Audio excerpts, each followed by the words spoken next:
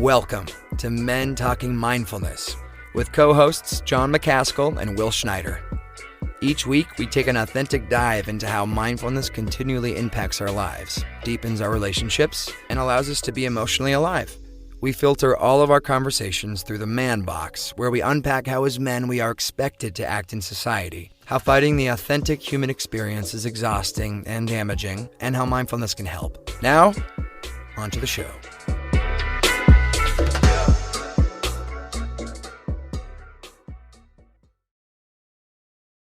All right.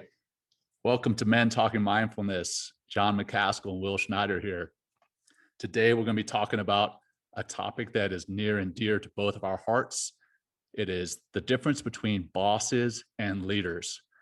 And we'd really love for some engagement from the LinkedIn and the Facebook group.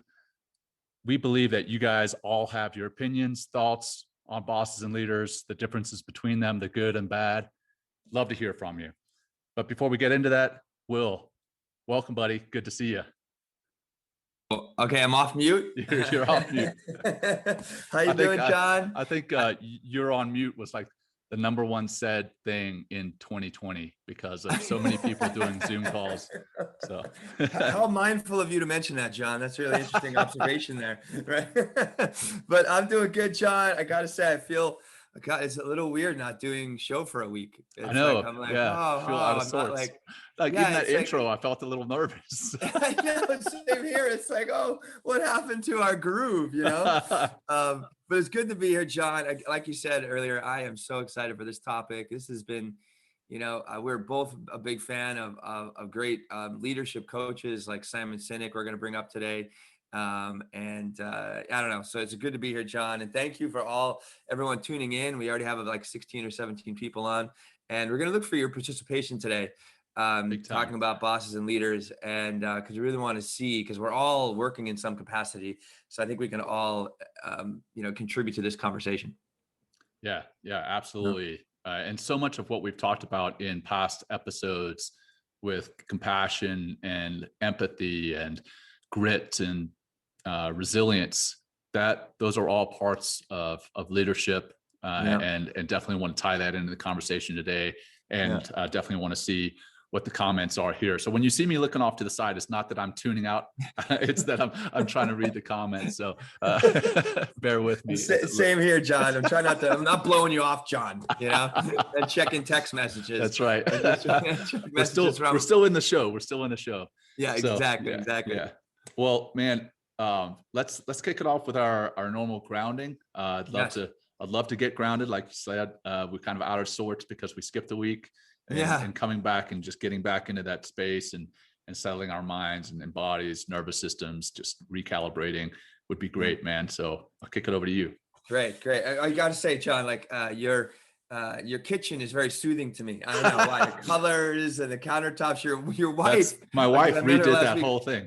Did a great job. It's just nuts, man. You killed it. That's beautiful. Yeah. Okay. Thanks, man. I'm gonna have to show her this show because now she sees her kitchen on the show. Respect, John. Respect. Okay. Good. So let's find your seat. We're also sensitive if you're like shopping and listening to the podcast, then just try to make some mindful contact with yourself. So feel your feet on the floor. If you're sitting down, feel the way your sit bones are rooting into the chair. Try to create a longer spine. Lift up your chest. Pull your back off the chair. Or if you're standing up, just try to stand up more erect. And you can close your eyes if it's available to do that. And let's just start with a nice little exhale out through the throat and out through the mouth.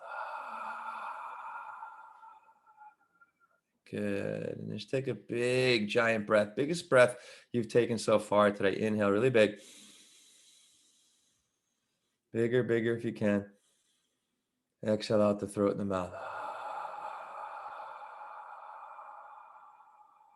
Let's just do a couple more of those. Just tapping in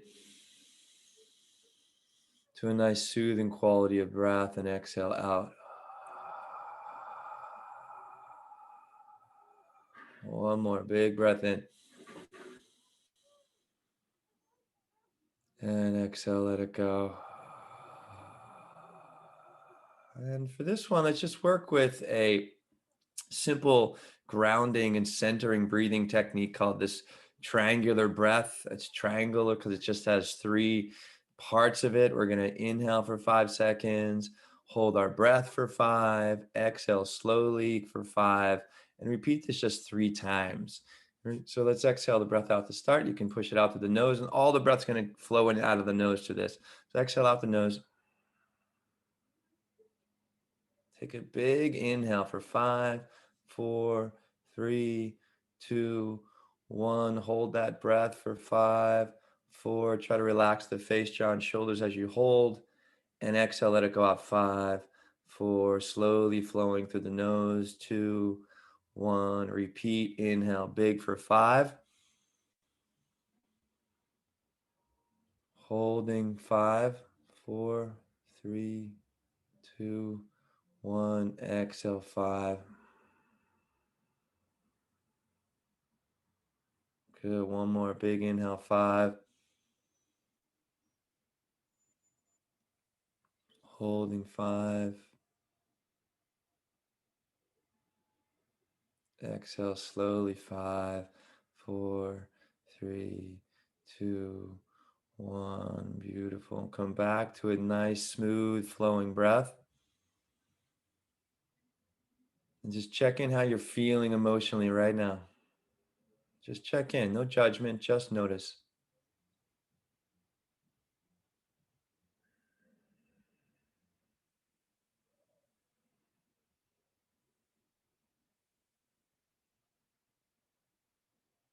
And use that breath as a focusing tool to just tap in and notice how you're feeling.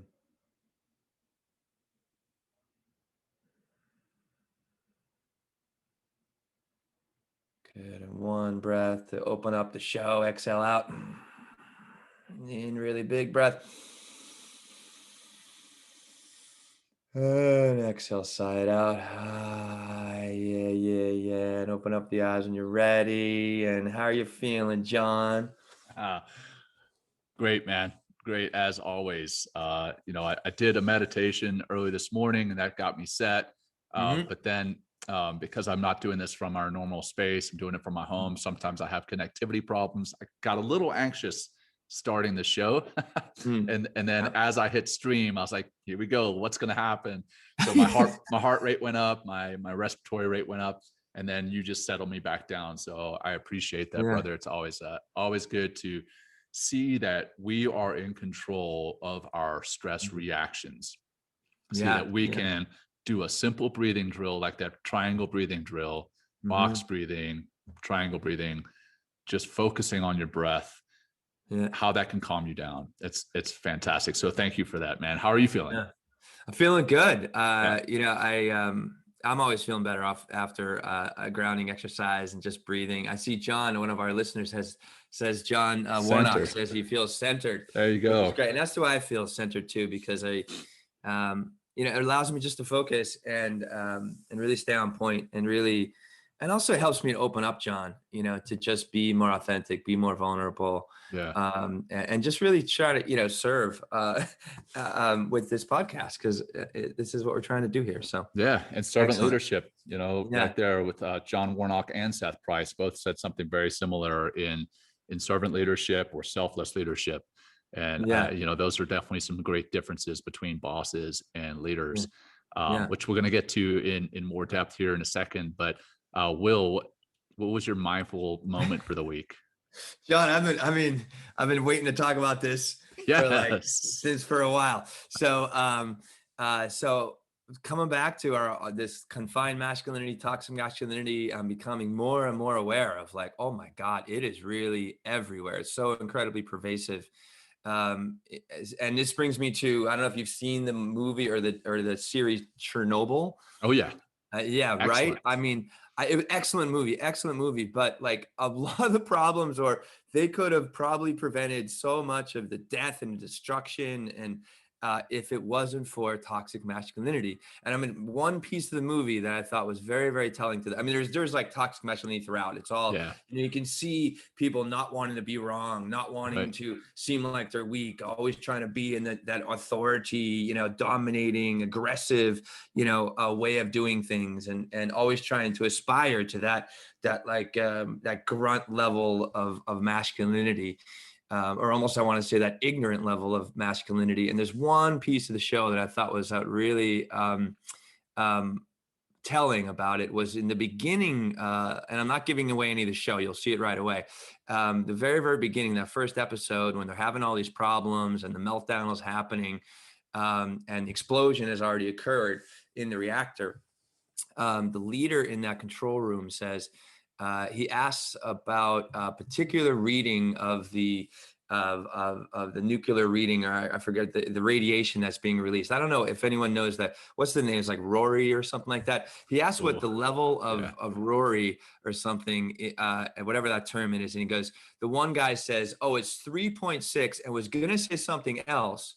Right. And the man cut him off immediately and says it's 3.6. So everyone is getting this reading that was completely fictitious, because the meter only went up to 3.6, right? When it was actually at 15,000, which is like incredibly damaging to everything on our planet. And they just took that one number, and then it just went from the next man to the next man, all the way up.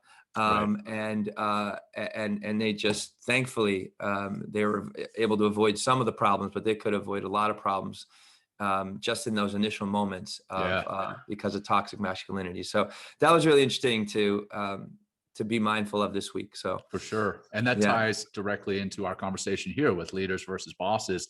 That one guy, if I watched it about 6 months ago, and I remember that one guy being really aggressive and dominant, and basically telling everybody to shut up. Anyone that countered him, hey, shut up. And was he a boss or was he a leader? And I think we all know which kind of column he falls into there. For sure. Yeah, definitely. So mine doesn't have to do with leadership. As a dad, so many of my mindful moments have to do with being a dad. And mine had to do with last night. My little girl, almost 4 years old, had a rough night, and I went down there to help her get back to bed, and I laid next to her in the bed. She's got a big bed for a 4-year-old. She's got a queen size mattress. Oh my God, John, that's awesome. It's a little overkill, but it was our old mattress, and rather than throwing it away, we gave it to her. Anyway, bottom line is, I lay in the bed with her for a little while, and then I started to sneak away because I thought she was asleep, and she grabbed my arm and she was like, Dada, don't go. And I was like, oh, great. In my mind, I was like, great. Now I've got to lay here for longer. And then I was like, wait, what an awesome opportunity this is. 15 years from now, heck, probably 5 years from now, I'm going to wish that I had an opportunity to lay in the bed next to my little girl. And I don't want to squander that opportunity. So I lay there, and then I ended up falling asleep, and I slept there the rest of the night in the queen size bed. But yeah, that was my mindful moment is, hey, John, check your thoughts, man. Check your perspective, and appreciate this. And rather than being angry, which is probably why you can see bags under my eyes today. No, you look great, John. You look like a typical father to me with bags under your eyes. Just kidding. True. Just playing. No, that's hilarious. Well, man, that's an awesome mindful moment of yours with the Chernobyl, and it ties right into the show, and talking about the columns of leaders versus bosses, something that you sent out on social media earlier today. I would like to ask the audience, and let's go through some of the comments here really fast before I bring this up. We've got men talking mindfulness, toxic masculinity. So Gabrielle, if you'll check out our shows a couple of weeks ago, we had some great shows on toxic masculinity, and we've got some interesting ones. One coming up next week with Ed Adams and Ed Fraunhound, reinventing masculinity. They're going to be on the show, so please tune in next week. Seth Price says, best leaders that has gained the best outcome of the workforce during my serving in armed forces has always had a servant leadership. Yep. And anyway, there's a couple other comments there. So Great stuff. So I'm going to bring up this. Let's see. Hopefully the technology will work. Hopefully you're looking at the two columns there, boss versus leader. And we're going to talk about several of these here, but definitely we talked about toxic masculinity, talked about the guy in Chernobyl. You look down that boss column, whether it's a female or a male boss, if they're mirroring any of these, that's a lot of the same stuff that we've talked about in the toxic masculinity shows. So Will, why don't I read the boss and you read the leader? Oh, right? I like that. Just for our listeners out there. Okay. Yeah. So I'll be the boss, right? And the boss. Beat your chest. I know. I listen to nobody. The boss, right? Okay. So here's this list of this the boss side of things, and the boss is someone that demands, relies on authority, issues ultimatums, says I, uses people, takes credit, places the blame, says go, and also my way is the only way. So that's the boss. So think about, that's the boss, and think about those people in your life that have been like the boss. And what about the leadership? What I'll do is I'll read the leader column, and then I'm going to come back and compare and contrast the two columns so you can actually see where the two are significantly different. Right. So the leader coaches, relies on goodwill, generates enthusiasm, says we, develops people, gives credit, accepts blame, says let's go, and then there's strength in unity. So the boss demands, where the leader coaches. Right. The boss relies on authority, where the leader relies on goodwill. The boss issues ultimatums, where the leader generates enthusiasm. The boss says I, where the leader says we. The boss uses people, where the leader develops people. The boss takes credit, where the leader gives credit. Boss places the blame, leader accepts the blame. Boss says go, leader says let's go. And then finally, boss, my way is the only way, and leader is strength and unity. And this particular comparing and contrasting, we pulled it from Facebook. David Avocado Wolf had this on their thing, but it's I believe that's something that you can find anywhere on the internet. That's where I pulled it from. I'm not sure where you pulled it from. Earlier, I got this years ago, John. Okay, I got this thing about like 7 or 8 years ago, and it's always been in the back of my mind. And it's I'm so happy to use it as a prop today for our show. It's definitely. Great. But I definitely wanted to make sure I gave credit to where I pulled it from, but it's probably not originally from there. So I've lost the comments on my on my feed. I got you. Here. I'm here. Yeah, just make sure you're checking those. I'd love to know with the audience on this chart here, what really jumped out at them or makes them think about a particular person. We don't have to name any names, but does that make you think of a particular person and make you realize that person was a boss, or the inverse, that person was a leader? I'd love to know from the audience. And again, I've lost the comments. So Will, if anything pops up, I'm watching, John. Well, tell me about, John, your experience with bosses and leader, or, I would love to hear, and I'm sure the audience too, John, love to hear about, leadership in the military services, being a commander with the SEALs and what actually yielded the best results, kind of thing. Well, I definitely had both bosses and leaders all along the way.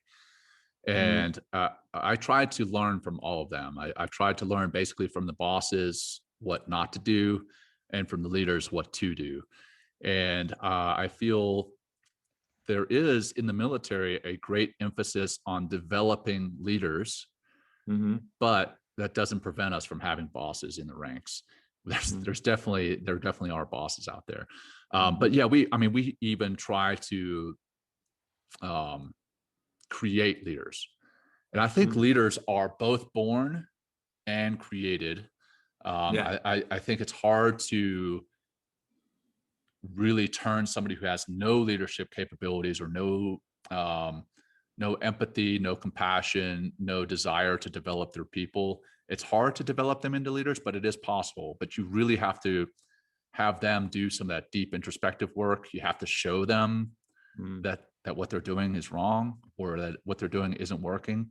And the military does try to do that, but there's still people who slip through the cracks and end up in fairly high ranking positions as bosses. But I still think, regardless of where you are in position, rank, or position in the hierarchy, you can be a leader. You can be a leader as the lowest ranking person in the organization of the military. So you can coach as a very junior person by being a great example, or caring enough to pull somebody aside and say, hey, look, this is how things can be done. This is how you could do better. You can generate the enthusiasm at the lowest level. You can always say you can always give credit. So that's another thing I think that is distinguishing between a leader and a boss. A boss relies heavily on their rank or their positional authority, whereas a leader is independent of their rank or positional authority. So yeah. Well, how would so give us, can you have or maybe an example, or or speak to like your leadership style, John, because like you're a commander for like a long time. So, how are some of the interactions, or a specific example in which you kind of stepped up as boss or leader? Yeah, I'll say that I have been on both sides of that column as well, or I've been on both of those columns. At times I didn't realize that I was acting like a boss, which as I say that, I kind of laugh, because we all say, man, that dude's a boss, or she's a boss, or an asshole, right? Yeah, but normally it's used in a good context, right? But when you say that, there were definitely times I was on both of those columns. Let's see, specific anecdotes I'm trying to think of. I did try to, as a leader, really care for my people and show them that I cared for what they had going on in their lives, which we've talked about before, is empathy and understanding their feelings. And, one specific anecdote that just jumps to my mind right now is, we had one guy, we were living in Bahrain. I was the executive officer, which is second in charge of that particular organization. We had a guy whose grandmother had passed away. And normally the military will send you home to the funeral of an immediate caretaker. So like a parent, right? And this guy's grandmother was not an immediate caretaker, but since he had left home, his mother and father had kind of disowned him, but he still stayed in contact with his grandmother. And when she died, I pulled some strings and got him to get home for that funeral, because I saw that it was affecting him, that was weighing on his mind, and I knew that he was not going to be able to accomplish the mission if he didn't get home and kind of have that closure and reconcile the passing of his grandmother. And when he came back, he was so thankful, and he was one of the hardest workers in the organization, because he knew that he had a leader. And I'm not trying to like puff my own chest up, but he knew that not just myself, but my boss, my immediate senior, was also a great leader, and he allowed that to happen. So that was one example. Some of the times when I've been a boss was going through Navy SEAL training. There was a lot of time when I would demand a lot. So in training, you're divided into boat crews. So you have, I think it's eight or 10 guys. I forget. It's been a while, but I think it's about 8 guys that basically run underneath a boat, get out into the water in that boat, and everything you do is as a boat crew. And there were a lot of times I would demand stuff from my boat crew, and I don't think I had the experience at the time, or the true heart, the worldly experience, or the true heart to be a good leader. At the time, I was a boss, and I didn't have the compassion. I didn't have that empathy. I didn't have the care to develop the people. I just like, hey, you know what? I want to get through this training. I want to get through this training. Right. You're also a younger man too at this point, Oh John, yeah, right? much younger, much Yeah. younger, and full of. I'm not saying you're old, John. Please don't take offense. Like, I'm not. I'm talking maturity, John. I'm just kidding. Yeah, no, but absolutely. I mean, the wisdom that comes with age, the wisdom that comes with experience. I mean, after having served in the teams for a while, I definitely hope that people saw me more as a leader and less as a boss. So I'll flip it over to you, man. What about yourself? Have you ever had opportunities? Yeah, I to have. Be in Like, I just want to say one thing about what you're talking about, and we're both a fan of Simon Sinek. He writes some great books on leadership. And one thing that I really appreciate, he says, he goes, leaders protect their people, right? Leaders protect their people. And I've been, I have been in a leadership position, several times. I wish to work at a pharmaceutical company where I was just more like I was a scientist, actually, John. I was like, my label was like a scientist working in the laboratories at a large pharmaceutical company back in the days when I got out of college and then went in the workforce before I doing what I'm doing now. I've definitely been exposed to bosses and leaders. The leaders, they both taught me a lot. This one guy I worked with as my closing days in the corporate world was one of the best leaders I've ever. I'm going to give him a shout out too. His name is Prem Patel, Prem Patel. I don't know if he's still where I work at GlaxoSmithKline, but one of the best people I ever met, one of the best leaders I've ever met. And his qualities of his leadership were just bringing people together, having conversations, not laying blame, trying to find problems, solutions to problems together. And I always felt a wonderful sense like he was protecting me, and he always had my back, which is huge. Huge. And I've had I had people that have acted as bosses, that in the sense of like they would just always just tell me what to do and not really give a crap about how I'm feeling or what I'm doing or why, or even question why, just do. And coming back to that, like that list of, it's demanding, and, they were taking credit as well when like the team was actually growing and developing and doing things. Yeah. I've had an opportunity. I was a kind of a vice principal at this film school for a summer. So I had like 10 weeks. Yeah, it was cool. It was 10 weeks. I was working for the New York Film Academy back when they had these summer schools.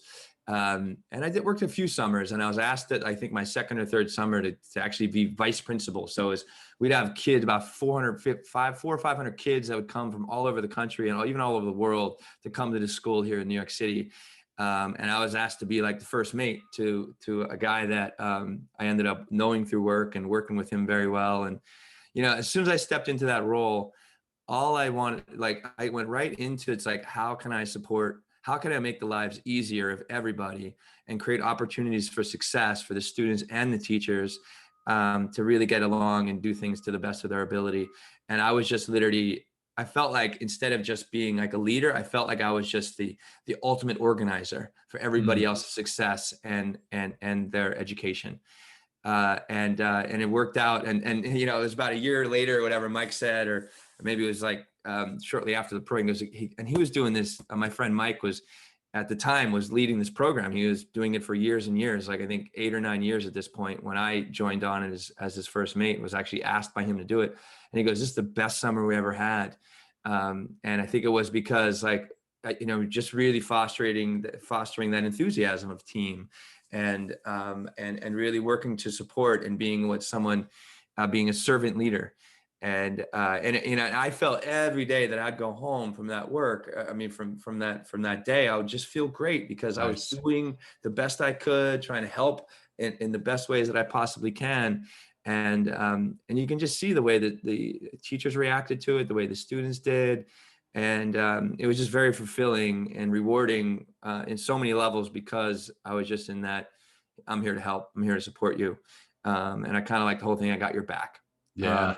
It wasn't easy at times. Yeah, it wasn't easy at times. There's definitely some, we had, there were definitely some troubles we had in the program, but in creating a space, an open space to talk about it instead of being like, you're wrong and you're an idiot and like, shut up and listen to me because I'm the authority. Like that doesn't work.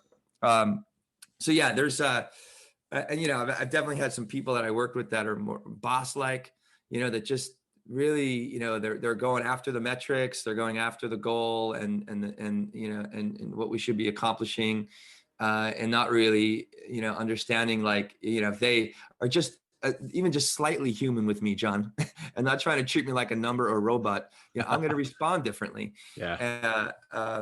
Because I've worked at I don't know, I've worked many different jobs and stuff over the years, and I definitely like a leadership style in working with people instead of more of like a boss style. And someone did mention here, I want to say, this is Michael. He goes, you can be both, a quasi-military unit. You can be both. Sometimes an asshole is required in a given moment, and it's true. There's definitely moments where we have extreme circumstances. There's always fringe circumstances where we go extreme in one direction or the other. And sometimes you got to step up and be like, look, guys, you're not listening. This is the way we need to do it. Like, and just like really, I don't know if that is another style of leadership, I feel, but really like taking control because, as a leader, you also have responsibilities, but what the goal is. And also I think, well, the way I conceptualize that is like knowing that to get to that goal is going to serve the group anyway. Right. Sometimes you got to really drive to that end, and sometimes you got to be strong and firm. And you might come off as a little bit bossy, but there's a reason there's bosses out there, John, because there's definitely some effectiveness in a boss sometimes, but not when it's so deeply into all those aspects or characteristics and values that we talked about earlier. Right. No, absolutely. And I think, you hit something that brought me to this quote by Simon Sinek again. And I'll bring it back up again. You talked about a boss providing almost like security or protection. One of the guys that I work with in my last command said, a leader providing that. And one of my buddies in my last command said that a leader always provides time, trust, and top cover. So, like protects you from the fray, protects you from the people who are taking your time, and allows you trust as well. And I got a comment here from one of our viewers talking about, can you talk about fostering the element of trust with your people before leaders get to the point of being able to truly lead? I think that trust goes both ways, right? Those you lead need to trust you, and you need to trust those you lead. Right. And the way that I've always tried to instill trust and foster trust is by, as a leader, giving people authority, pushing that delegating that authority down, not the responsibility, but to delegate the authority to do something, empowering them. And then they see that you trust them enough to do it, right? And then when they do a good job, that develops your trust.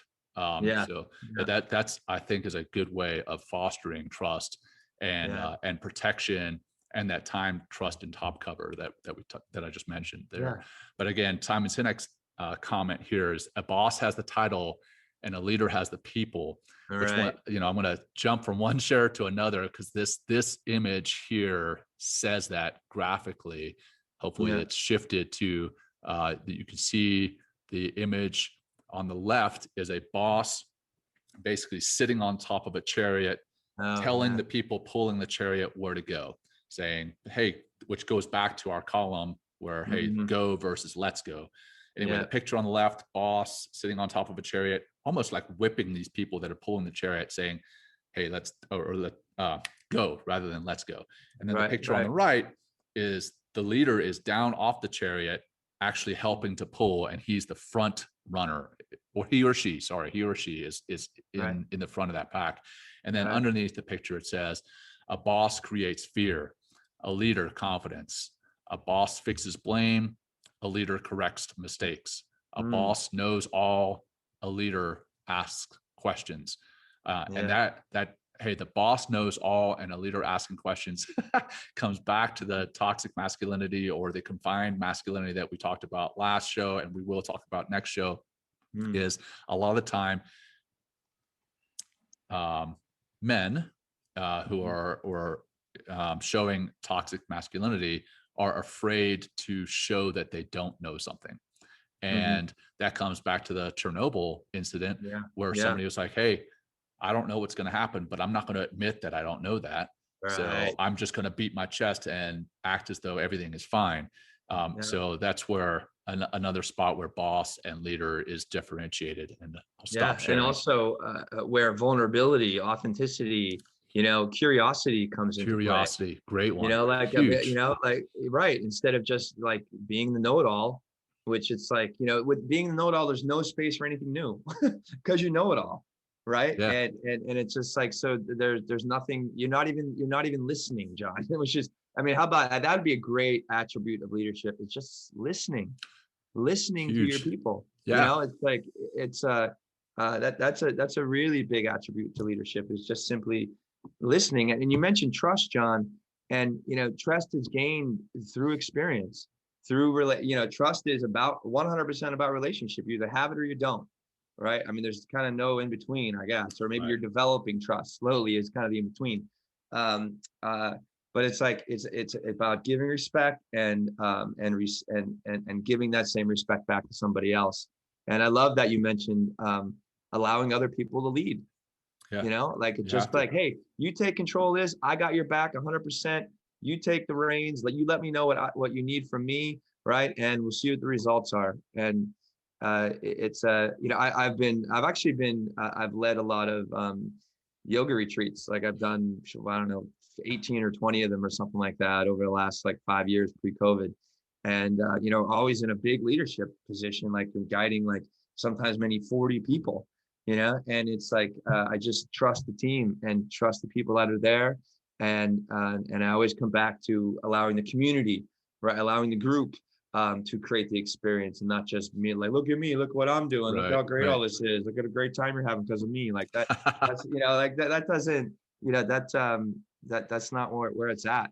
I thought, if I could say to John, Lindsay, my assistant, she's commenting here, and it can really start very basic, boss versus leader, parents and teachers, right? Yeah. I have the ultimate opportunity to act as either a boss or a leader. And it's so true. It's not just in corporate setting, but it's in the household, it's in the classroom, it's in the playground, it's on the athletic fields out there. Oh my gosh. And, yeah that one, the athletic fields, both as a fellow player or as a coach. Yep. I look at my high school track cross country coach as a leader, and granted, he had a position that was definitely of authority over the team, right. But I still, to this day, I don't know, 30 something years later, no, 25 something like that.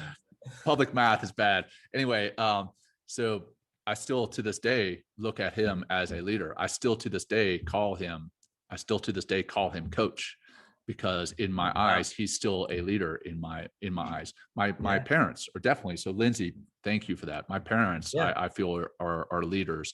And I'm reading Grit right now, Grit by Angela Duckworth. Great read if you're interested in grit. Mm-hmm. But she talks about Steve Young's parents and how Steve Young at one point, Steve Young, when he retired, was the greatest of all time. Now Tom Brady, I think, has trumped him. But at the time, Steve Young was the greatest of all time. And when you went back to his college days at BYU, he wasn't even a starter. He was one of the, defensive, basically tackle dummies, right? And he wanted to quit. And he went back to his dad, and he's like, hey, I want to quit. And his dad was like, hey, you're not going to quit. You're not going to quit. You can, or rather you can quit, but you can't come home if you quit. And it seemed very authoritarian. But then Angela Duckworth actually goes and interviews Steve Young's parents, and they're like the most caring people in the world. And they just wanted to foster something in Steve that would allow him to be the best version of himself, whether that's a football player or whether that's whatever Steve Young wanted to pursue. But that goes back to the column, using people versus developing people. As parents, it's upon us, it's to develop people. And so many parents don't. So many parents are bosses as parents. But you can and should be a leader as a parent. So thank you for that comment, Lindsay. Yeah. And sometimes you need to be a strong leader. Oh yeah. And that could be, like someone, I don't know, the way we're like trying not to clean up our language in the show. And now everyone's commenting to someone says a lovable asshole, right? That's one. So I don't know, that's like the fifth time we use the A word here. But that's all right. We're adults. It's okay. Sometimes you need to lead strong, like I talked about earlier, you know where you need to go, I've been on many hikes, like leading groups up, like we climbed up like almost, it was like 9,900 feet, almost 10,000 feet in Lake Atitlan in Guatemala. And it was 20 of us that first time. And it was quite a hike. And we didn't have enough water and this and that. Like, and I was like, we're going to that top. Like we're going. And we got everyone up there. Even people were suffering with altitude sickness. But it was like people are turning green and vomiting. I'm like, oh my God, like I swear to God, they were. It was really intense. The group enthusiasm, I was actually, John, I was at the back of the pack. I was working with this other guy, my good friend Xander, if you listen, I miss you, brother. He's a great, great, great leader as well. Good friend of mine, great brother. He was at the front, I was in the back. Like he was the engine, I was the caboose, right? And I didn't let anyone get behind me. I don't care how many times that person had to stop and vomit. I didn't care if we have to go back down the mountain. I was like, I'm here with you. Let's go. I don't need to see the top. Like, are you doing all right? We can head back down. And I think just having that energy of support, right, got him through it. And we all ended up getting up almost an hour later from the first group to get up there. But we got to the top of the mountain. Nice. And it's from that support and it's from that camaraderie, but also, that feeling of protection and that feeling of someone having your back. And I think it's also, John, too, the leader lends his energy to other people, whereas the boss keeps it. When we bring in Ed and Ed, I'm sure they're going to say a lot of times, me and we, right? So it's not all about me all the time, which is like it's all about me. Then I'm just focusing my energy and my efforts and my thinking and all of my work on me climbing to that top, meeting that quota.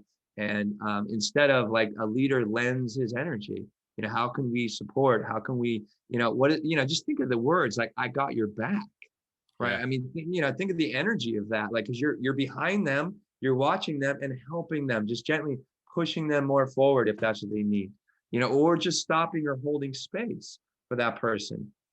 That's, I think, another important distinction about boss and leader is energetically, like how they're, how you're being perceived and how you're being felt. Yeah, lifting other people up, having their back, having their six. There you go, right? Yeah, that comes again back to that time, trust, and top cover, like protecting somebody and then giving that energy. I love that, man. That's absolutely true. Because when I have worked for a leader, and you referenced this before, when I have worked for a leader, I come home feeling more energized. I feel like I've done something with my day. I feel better about my day. Whereas when I work for a boss, like even getting there sucks the energy out of me. Right. I remember driving into a parking lot, walking from the parking lot into the building and just being like, ugh, because of one person, one person. Yeah. They suck the energy out of me, and they suck the energy out of the whole organization. And you could tell, coming back to the metrics, that boss was all about metrics, but the metrics were dropping because he didn't put people first. And that's, that you'll hear that a lot in the military is people first, mission always. But there's a lot of people that don't believe that. There's a lot of people that don't practice that, and they think about the metrics only, and that's the boss. So I want to come back to also where you talked about listening. I mean, here we are, men talking mindfulness. Mm-hmm. So a big thing about that is being present in the here and now. But a lot of bosses, when their people talk to them, are only thinking about the bottom line. Mm-hmm. They're only thinking about the metrics. They're thinking about the next meeting they have to be at. They're thinking about anything but what is being said by the person in front of them at that time. And again, coming back to the question that you asked of me earlier, hey, have you ever felt like you've been a boss or a leader? There have definitely been times when somebody was talking to me and I was barely listening to what they were saying. And at that time I was 100% being a boss. Yeah. And then after some time and experience in the teams, in the Navy, and just in life in general, I learned to listen to people in a lot better. But not only that, by practicing mindfulness, by being present in the here and now, tuning out the noise of what happened yesterday or what's going to happen tomorrow, that allowed me to pay more attention to my people, listen better. And because I heard what they were saying, I was able to be more compassionate because now I knew what they needed. So it comes full circle to Men Talking Mindfulness. You have to be mindful to really be a good leader. And coming back to Tom Brady, I think we saw something a week and a half ago where Tom Brady was attributing a great level of his success, both as a player and a leader on the field, to his practicing meditation. There you go. And that was when he only had 6 Super Bowl rings, and now he's got 7. And actually, Tom Brady is mentioned in Redefining Masculinity as well. And Steph Curry as well. It's just amazing the leaders that. Steve Kerr. Steve Kerr is mentioned, but then Steph Curry is mentioned later. But it's pretty incredible to see when you break down really effective leaders. What do? So many of them practice meditation, practice mindfulness, and that develops so much else. It develops the listening skills. It develops the compassion. It develops the caring, because those two are kind of redundant, but anyhow, it does develop a lot for a leader. So, well, I think what you bring the whole listening, John, as well. Like, when you actually stop and listen to somebody, right? What does it do? It gives immediate respect. It requires vulnerability, right? It requires a sense of authenticity, a sense of instead of it just being like what you want it to be, right? You actually have to receive the other person's information, right? Process that information, and then speak back to that person authentically because you're listening to them. It's like a dynamic flow of information instead of it just being one-sided, right? And that's another thing about boss. Like, think of the energy flow between boss and the way we talked about it. Boss is just always pointing at probably out and down, right? There's other people. I'm better than you. You listen to me. Shut up. Just do what I say. And if I'm happy, everyone else is going to be happy, right? Instead of where it's leadership, it's a dynamic, energetic, respectful flow of information, situation, working.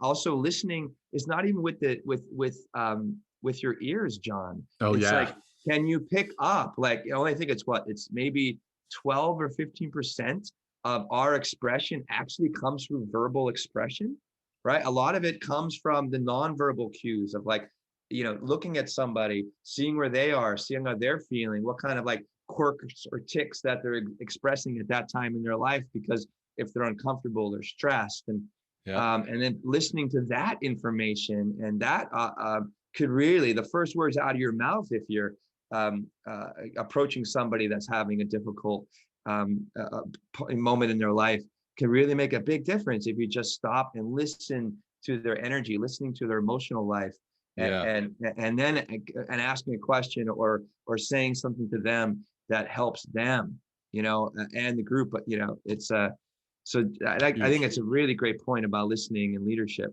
really big, because how many bosses do you know, right, that are listening at all?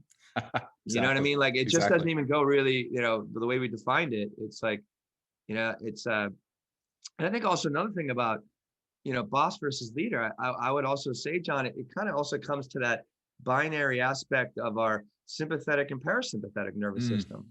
I would think that the boss is deep in that fight, flight, or freeze sympathetic nervous system, because they're feeling the stress of probably their boss, right, that's above them and saying get to this metrics, finish this. Or even in the home life, it's you could have a father or a mother that's being very bossy because they're stressed out from work and this and that, blah blah blah, so they're not calm, cool, connected, relaxed, where I feel a leader having that ability to create space and that ability to be vulnerable and that ability to listen, is going to be in more relaxed state of mind, a relaxed state physically, and is going to be more open and present to the people and the situations and the environment around them. Yeah, Like, great point, man. Yeah. I think a boss, as you said, that they use that sympathetic nervous system and they see everything as a threat. Right, there you go. And Exactly. they react Great to point. everything. Right. Rather than taking it on as what it is, an event happening, a task, a to-do, a deadline, rather than taking it as that and leading, they're taking it as a threat. And now they carry that threat forward. And basically like that one picture with the chariot with the boss on top, he's kind of like, he or she is carrying that threat forward and making his or her people pay for it. Right. And that's a great point I'd never thought of, man. Yeah, I didn't either until this moment, John. Genius. Our heads just exploded. In the moment, because I'm listening, John, because I'm listening and I'm receiving the information. We're getting a little close to time, John. Yeah. So, but I want to let the listeners know, and Jerry has Jerry Garrison has a question here. I don't know if I want to let the audience know that we're going to come back and do this later in the season. We're going to do part 2 of Boss versus Leader, because we feel that this is such a great discussion, and we hope it is. It sounds good to me, right? For everybody that's out there. But should we take this? What do you feel, John? Should we start to close, or should we go to Jeremy, or what do you think? Let's see. We went to Jeremy before about the trust. Oh, okay. I want to go to Bobby Hanby really fast, because he's the guy who I mentioned earlier saying a good leader offers that time, trust, and top cover. I wasn't sure if I should give him credit, but hey, he's right here listening, so I want to make sure I give him credit for that. Great. What's up, Bobby? Nice. So great to have you, Bobby. Thanks for tuning in. And then far and few between, Donna Michaels. I think the where that applies is leaders are far and few between, but when you find a leader, you know it, you truly know it. Yeah. And then applying pressure versus sharing the weight from Lindsay. That's thank great. you, Lindsay. Yeah. Wow. So great comments here. Thanks so much for the engagement from the audience. I was able to get my comments back. So that's always good. Well, you know what? Just Jeremy says here, and we know what maybe we'll answer this next time, John. Yeah. So Jeremy says, John, can you talk about fostering the elements of trust with your people before leaders get to the point of being able to truly lead? I'm going to slam you, bud. I'm going to slam you. I addressed that one. Oh, you did? Oh, see, you are being mindful. Now I'm not listening. God damn. Sorry. I love you, brother. I love you. That's all right, John. I deserve that one big time. No, all good. I know. All right, let's take it home, John. Yeah, Shall man. we do that? Yeah, let's try to do something based on leadership and boss. More the leadership side of things. So yeah, go ahead and get comfortable. If you feel comfortable closing your eyes, go ahead and do so. If not, just soften your gaze and look somewhere between 6 to 8 feet in front of you, not focusing on anything in particular.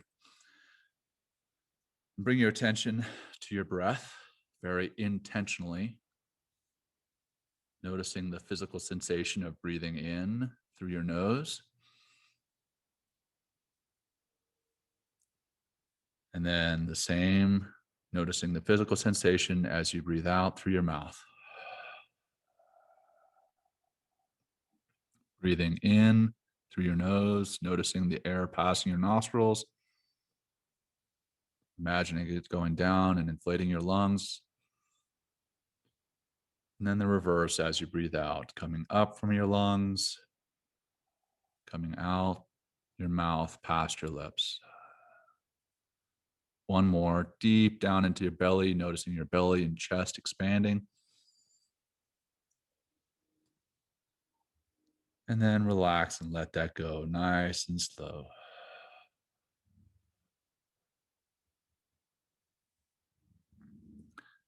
And now visualize a leader. Visualize being a leader.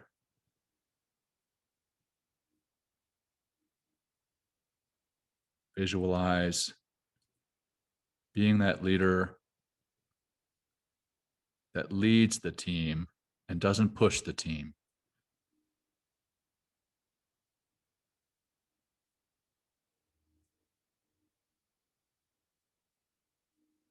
Visualize being a part of the team,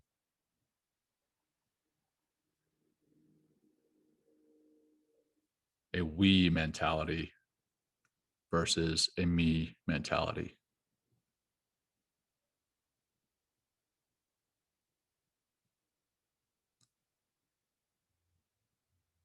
Visualize listening to your people, being present in the moment with them, hearing what they say, knowing what they need, and then providing what they need.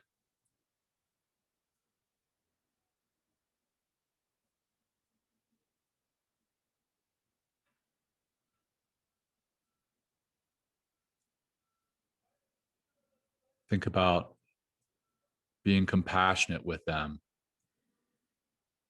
understanding what they feel,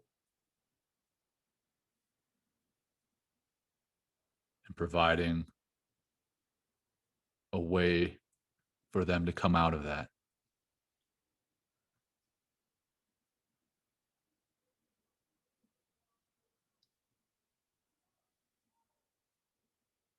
And visualize the team succeeding as a team and not as individuals.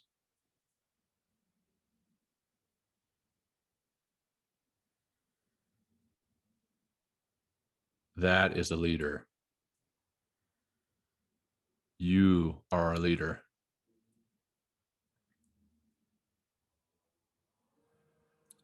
Let's wrap it up with a few deep cleansing breaths. Breathing deep into your nose, down into your lungs.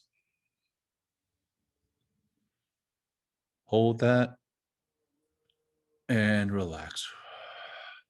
Letting it go nice and slow. One more. Deep into the nose, down into the lungs, expanding those lungs.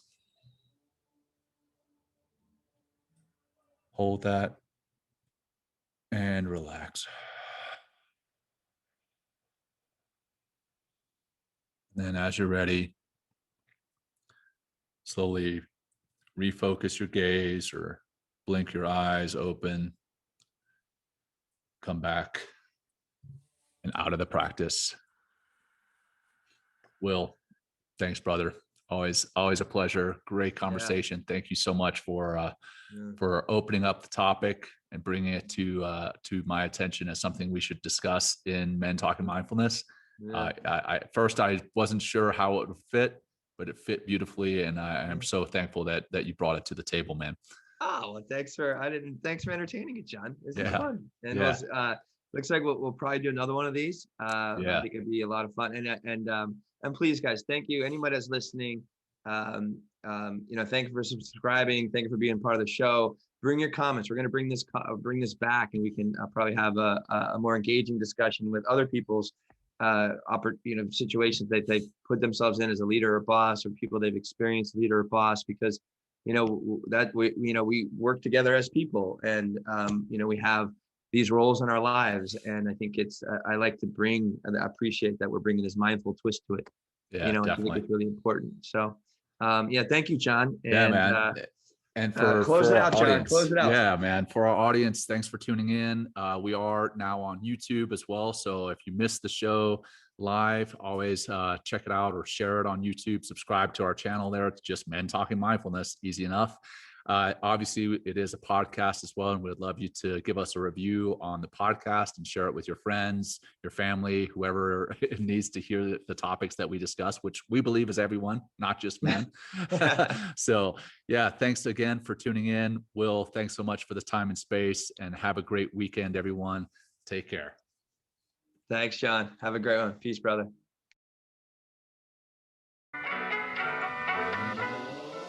Thanks for joining Will and John on Men Talking Mindfulness. If you enjoyed the show, please like and share it with your friends and family, and please, we would appreciate a review too. Until next time, this has been Men Talking Mindfulness. Thanks for showing up.